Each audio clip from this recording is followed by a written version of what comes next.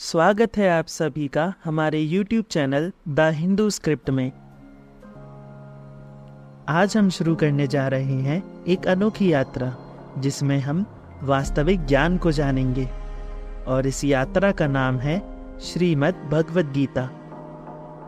पर यह भगवद गीता वास्तव में क्या है? श्रीमद् भगवद गीता सनातन धर्म का अति परम प्रिय धर्म ग्रंथ है। भगवद गीता का अर्थ है परमात्मा का गीत, अर्थात वह गीत जो स्वयं ईश्वर के द्वारा गाया गया है। वास्तव में भगवद गीता का सिद्धांत यही है कि सब में भगवान है और भगवान में ही सब है।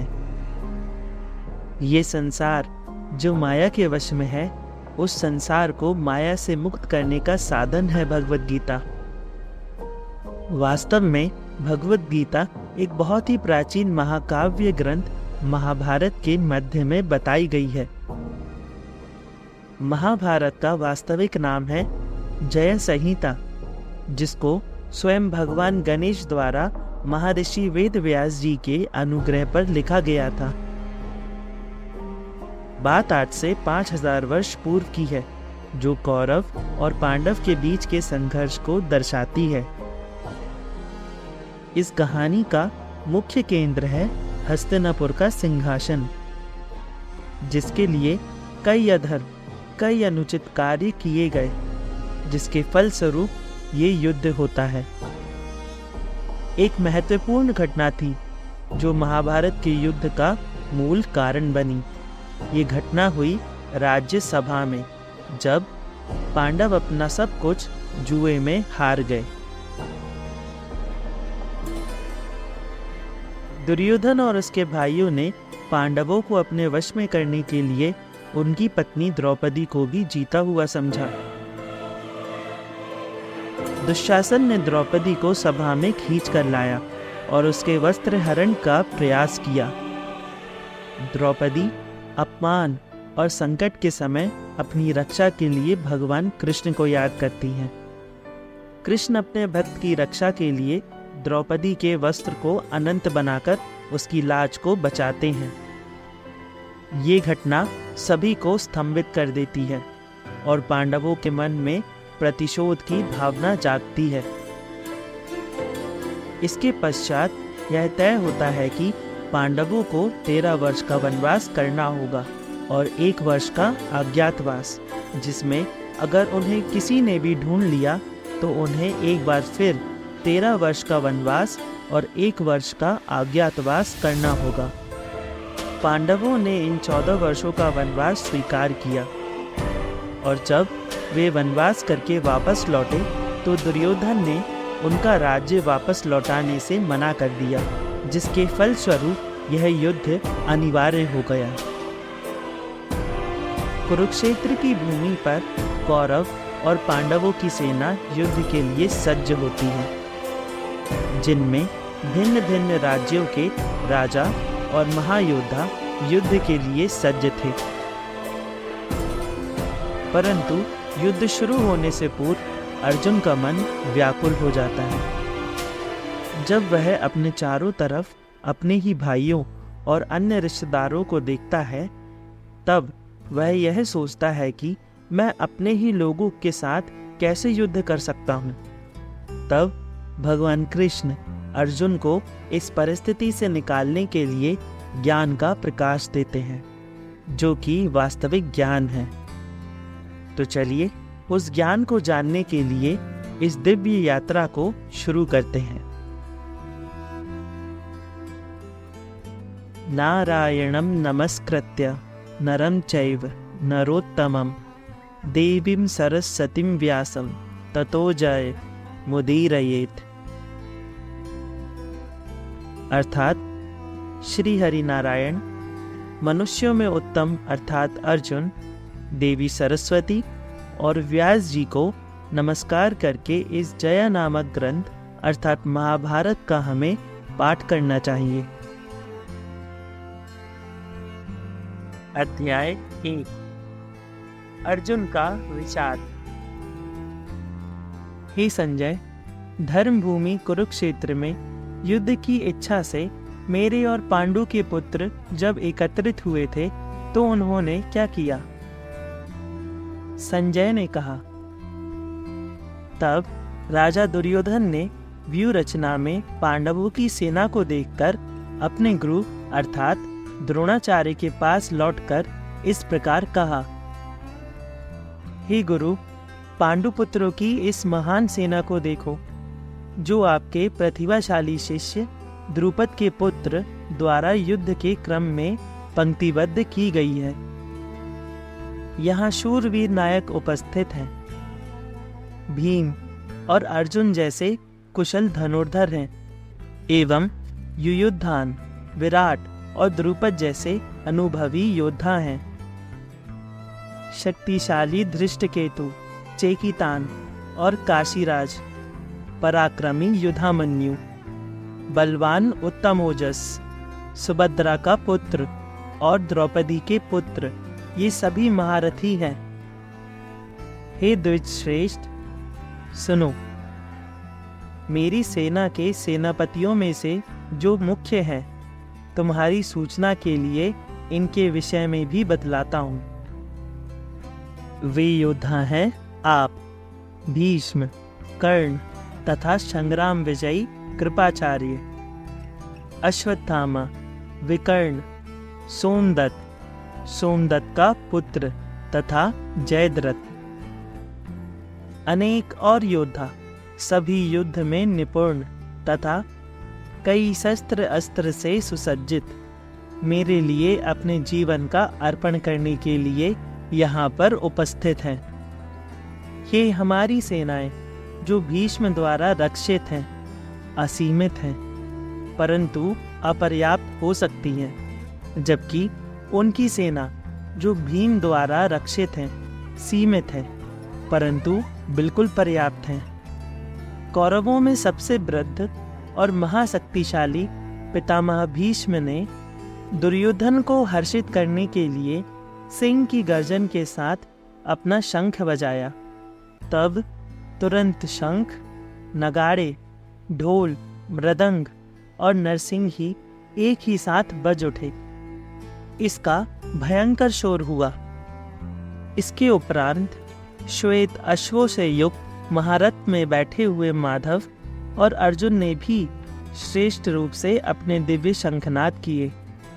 श्री कृष्ण ने अपना पंचजन्य शंख तथा बड़े बड़े विकट कार्य करने वाले ब्रकोदर ने अर्थात भीम ने अपने महान पौंड्र शंख का नाद किया। कुंती पुत्र राजा युधिष्ठिर ने अनंत विजय और नकुल और सहदेव ने बारी बारी से सुघोष और मणिपुष्पक नामक शंख का नाद किया। कुशल धनुर्धर काशीराज, महारथी शिखंडी, धृष्टद्युम्न, विराट, अपराजय सत्य की, हे राजन, द्रुपद, द्रौपदी के पुत्र तथा विशाल भुजाओं वाले सुभद्रा पुत्र, इन सभी ने अपने अपने शंख का नाद किया। उस भयानक ध्वनि ने आकाश और पृथ्वी को गूंजते हुए धृतराष्ट्र के पक्ष वालों के हृदय में भय स्थापित कर दिया। धृतराष्ट्र के वंशजों को युद्ध के लिए तैयार देखकर अर्जुन ने अपना गांडीव धनुष उठाकर श्री कृष्ण से कहा, हे माधव, कृपया मेरे रथ को दोनों सेनाओं के बीच में खड़ा करें, जिससे मैं युद्ध मोर्चे पर तैयार खड़े इन योद्धाओं को देख लूं। इस युद्ध के पूर्व मैं ये समझना चाहता हूँ कि मुझे किससे युद्ध करना चाहिए। इस मैदान पर मैं उन सभी को देखना चाहता हूँ जो धृतराष्ट्र के दुष्ट पुत्रों की ओर से युद्ध करने की इच्छा से एकत्रित हुए हैं। संजय ने कहा, हे भारतवंशी, अर्जुन के निवेदन पर श्री कृष्ण ने उस उत्तम रथ को दोनों सेनाओं के बीच में भीष्म, द्रोण और पृथ्वी के सभी राजाओं के सामने ले गए और कहा, हे पार्थ, एकत्रित हुए इन कौरवों को देखो। पार्थ ने वहां दोनों सेनाओं के रूप में स्थित दादाओं, पितामहगणों, पितृगणों, ससुरगणों, मातुल, भाई, पुत्र, पौत्र, सुहृद, मित्र एवं आचार्य गणों को भी देखा। अपने सभी संबंधियों को युद्ध के मोर्चे पर अपने सामने तैनात देखकर कुंती पुत्र अर्जुन गहरी सहानुभूति से भर गए और शोक से भरकर उन्होंने कहा, हे कृष्ण, युद्ध के लिए एकत्रित हुए अपने सभी संबंधियों को देखकर मेरे अंग स्थिर हुए जा रहे हैं और मेरा मुख सूख रहा है। मेरा शरीर कांप रहा है और मेरे रोम खड़े हो रहे हैं। पवित्र धनुष गांडीव मेरे पकड़ से छूट रहा है और मेरी त्वचा जल रही है। मेरा मन भ्रमित होता जा रहा है। हे केशव, मैं अपशकुन देख रहा हूँ। ना तो मैं युद्ध में अपने स्वजनों को मारकर किसी प्रकार का कल्याण देखता हूँ, ना ही मैं विजय, ना ही राज्य, ना ही सुखों की लालसा रखता हूँ। हे गोविंद, ऐसे शासन का हमारे लिए क्या लाभ है? ऐसे भोगों और जीवन के चलते रहने से भी क्या लाभ है? जिनके लिए हम राज्य, आनंद, सुख आदि चाहते हैं, वे ही धन और जीवन की आशा त्याग कर युद्ध में खड़े हैं। हे मधुसूदन, यदि ये संबंधी मुझे नष्ट करने की चेष्टा भी करे, तब भी मैं उन्हें नष्ट करने की इच्छा नहीं कर सकता, चाहे ऐसा करने में तीनों लोगों का राज्य भी प्राप्त कर लूं। तब पृथ्वी की साधारण भूमि के लिए तो कदापि नहीं। हे जनार्दन, धृतराष्ट्र के वंश को नष्ट करके हमें कैसी प्रसन्नता होगी? इन महापराधियों की हत्या से हमें केवल पाप के चंगुल में ही जाना पड़ेगा। इसीलिए अपने ही संबंधियों धृतराष्ट्र के पुत्रों को मारना हमारे लिए उचित नहीं।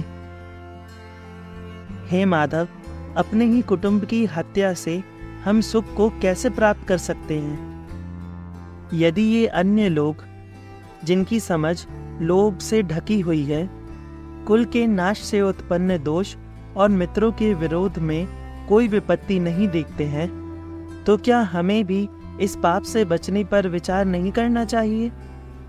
हे जनार्दन, हम तो कुल के नाश में बुराई का स्पष्ट रूप से अनुभव करते हैं। कुल का नाश होने के साथ कुल के युगों पुराने धार्मिक अनुष्ठान मिट जाते हैं। सनातन कुल धर्म नष्ट हो जाता है।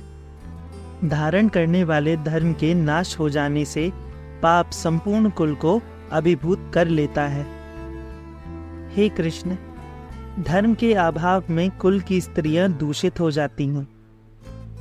स्त्रियों के इस प्रकार दूषित हो जाने से वर्ण जातियों में परागमन उत्पन्न होता है।